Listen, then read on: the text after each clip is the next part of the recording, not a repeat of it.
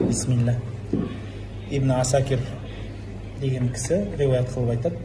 Имам Шибли деген бір имам кісі өткен. Сол кісінің жақындары түсінде сол имамды көреді, дүниеден өтіп кеткеннен кейін.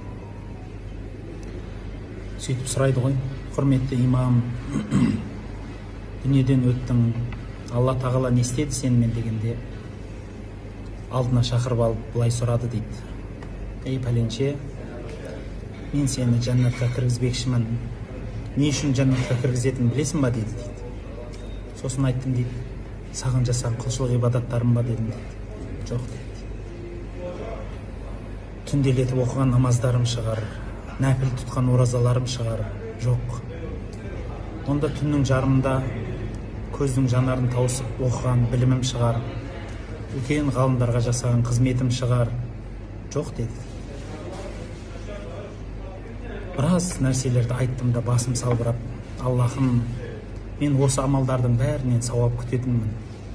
Осы амалдардың барлығынан сенің жәннатыңды іздейтінмін дедім дейді. Сонда айтты дейді. Ей пәленше, есіңде ма?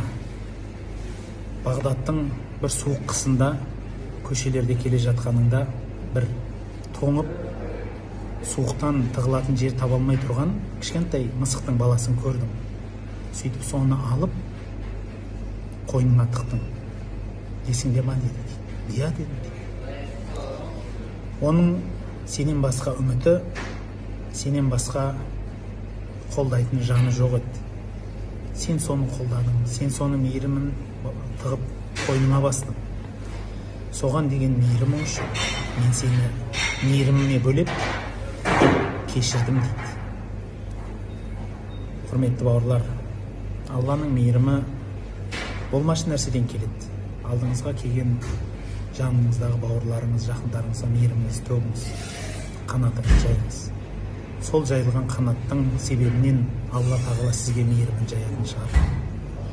Ассаламу алейкум.